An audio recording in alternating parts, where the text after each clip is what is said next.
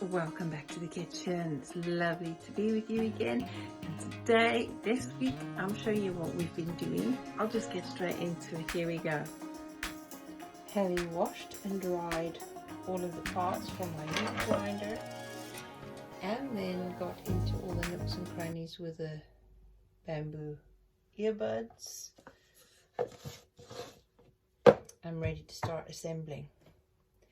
Thing is, can I remember how to do it? It's been years.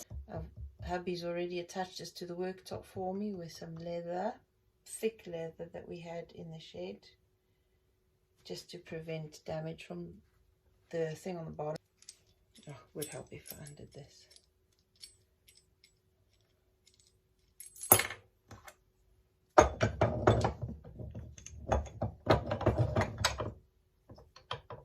That goes there. This goes on that way.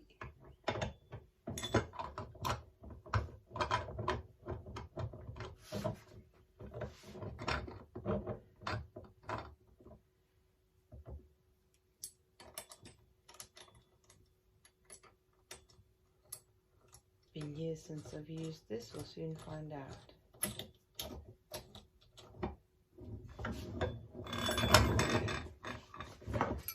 Now I'm going to put that in there, that over there.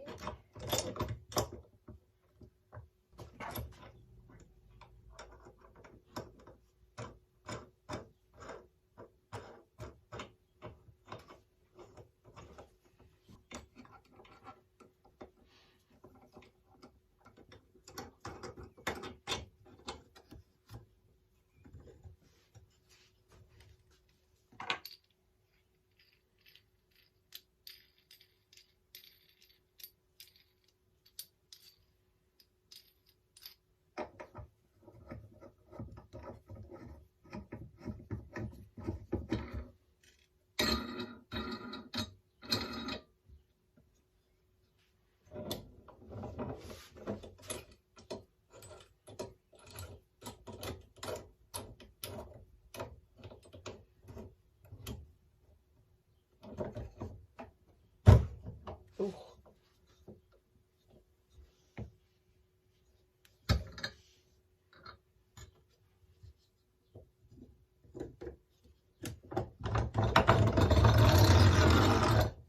Right then. Almost forgot. Hopper. That's the other way? Yep, that way. Now we're ready for grinding. Wheat grains, dried. I'm just going to try a few first. It's been a while since I've done that. Oh, and I've got an oven tray under here because it tends to go far out the sides, and I don't have enough space for a bowl. Oh, it works anyway.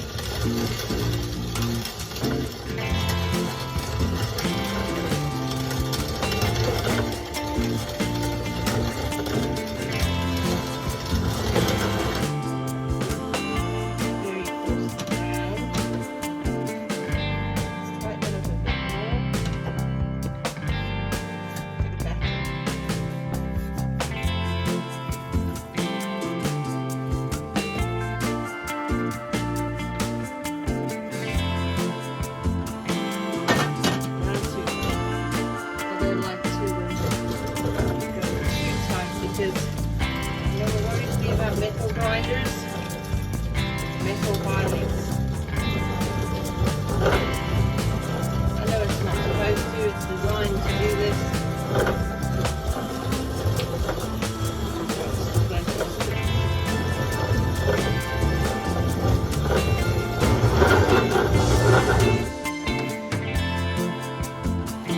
Much finer. It's still a whole week now.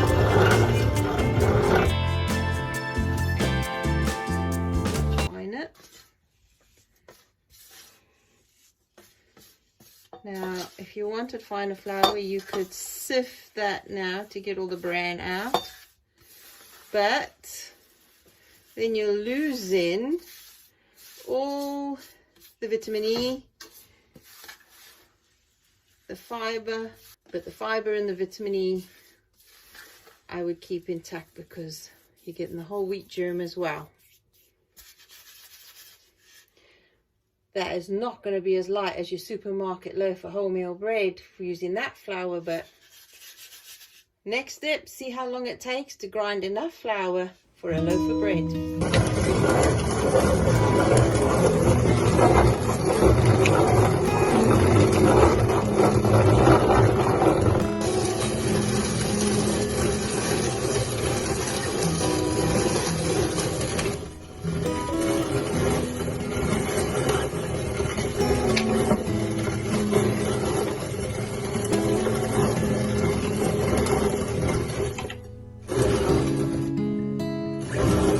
It grinds right the way across. It's best to put your oven tray or whatever tray you're using lengthways across instead of that way. So after just 1 cup, this was moving slightly. I think these are here for screws, so they're supposed to be going in, just loosening it. They're supposed to go in, screwed into a worktop, if you can get it on. You can't here because the cupboard is not far enough back away from the edge. So I think a better idea would be to make a designated grinding station.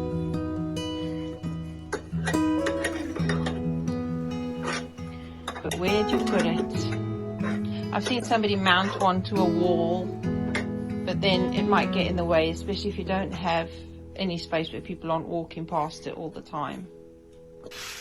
Right, I have got proper wheat berries grains saved. I have quite a lot of it, all of it saved in mylar bags. You've seen them before, and I've got one in a tub that gets used.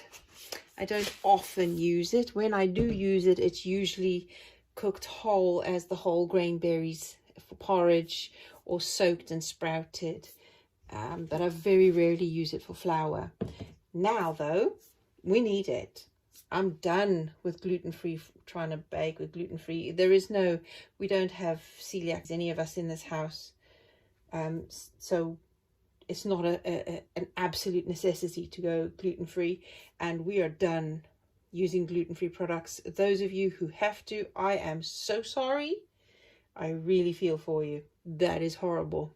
So anyway, the grinding, after the first grinding, we got from 5 cups of wheat berries, we got 7 cups of flour.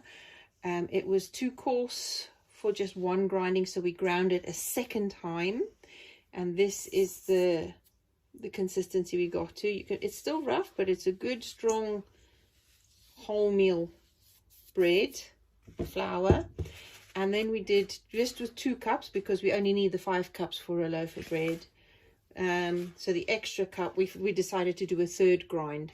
Definitely much finer, still a wholemeal flour, but much finer. If we wanted to use it for cake, we'd have to sift out the bran, and then it would be a white flour. But definitely on the third grinding, you could see out of this bit where the handle turns, flour was coming out there, so the very fine flour. So it was, yeah, it's definitely white flour, and it has gone pretty much everywhere. And it also proves why millers used to die of lung conditions. I don't know what it's called, I can't tell you. Anyway, so one problem we found as well, if you put more than 1/4 of grains of the flour in, it tends to go around the edges over there and come out the sides. So I'd have checked out online newer models of wheat grinders, and there's a different kind of hopper, so it must be because of that. And there's also a cover over here, so maybe, you know, they altered the design. It's exactly the same thing really, but it's got a different hopper, so it's taller without that as a separate thing. And there's a cover over here, so maybe that helps to stop so much dust. But other than that, I mean, we will one day have a go at an electric one, but that defeats the object. Because this is small, I can take it apart and store it packed up in a box, which I will now get a different box because it was stored in its original box for all those years. But I want to store it in a proper airtight box to keep it from getting dusty and anything else, so I don't have to wash it again. And now I will just take a clean brush and with a brand new paintbrush and just brush out all the dust from the flower, and then store it dry and away. At least this small one I can put away, and it doesn't use electricity, so it's not going to cost anything. All it costs is a bit of shoulder workout. It did, oh, I did measure, it did take oh, still dusty. It did take half an hour to grind each grinding. The first grinding took half an hour of the 5 cups, and then the 7 cups of flour we got from that the second time round still took half an hour. So it was an hour to get that consistency of flour for a bread loaf. So an hour's worth of grinding on there, because especially we didn't want to go too fast. We wanted to go at a slow, oh, there's still more coming out. We wanted to go at a slower pace because this was warming up slightly. You could feel it warming, and I don't want too much heat on the wheat grains. But yeah, might not doing any harm. There you go, wheat ready. So in the next video, I'll show you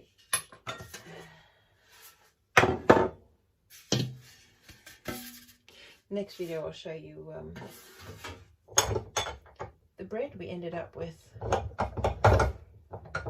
That is literally how it comes apart. You can't, I'm not taking that off because it means bending out the split pin, and I'm not going to do that.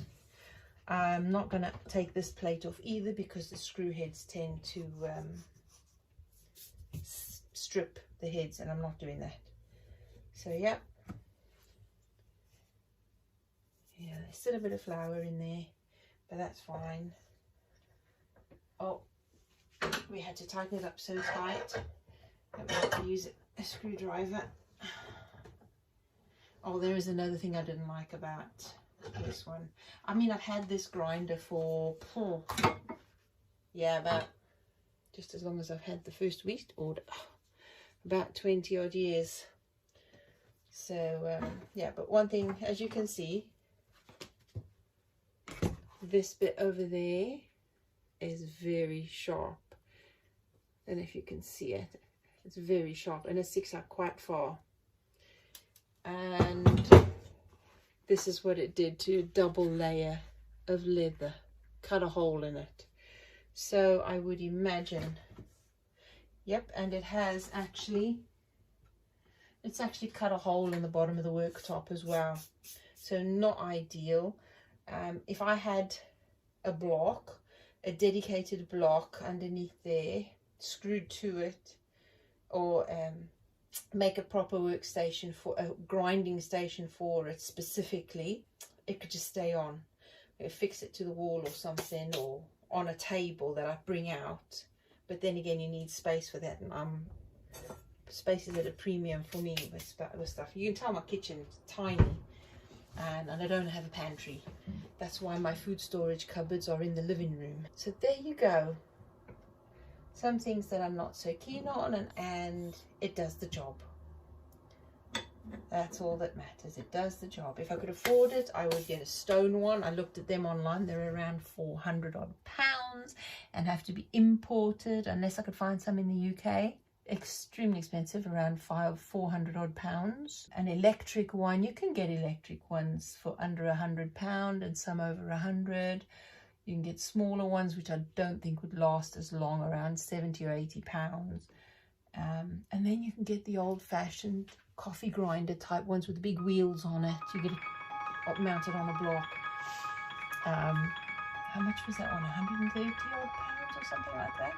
But yes, you can get all sorts of different ones. I think, hang on a second, that looks a bit grey. So I'm wondering if that last turning that I tipped out from there, I'm getting rid of that. It looks like it's got metal in it. Or the coating anyway. Just that little bit. Can you see it at all? Just there. Don't know if you can see it. So I am taking that out. Note to self, don't pour out that last bit. But I will remember in future not to tip out, just to get rid of. Look, it's still in there. It's still in there. You can see it. It's obvious. There's that grey bit. Can you see it? So that is why I would prefer a stone grinder, because if that was stone, it's not serious. Body will get rid of it. But that is metal. I mean, it's not got in. Yes, it does. There. That is looking like it feels. It's not smooth like this. It's rough. So it's cutting on. Yep. It's cutting on these edges here. It must be. Yeah. That it is. So we are going to have to find another way of grinding wheat. Say goodbye to this one, because I do not want metal in my bread or anything that I use. So that is going to have to go. I might have to get a little, I'll see if that comes out with a magnet. Until then, lovely folk, happy grinding. Bye bye.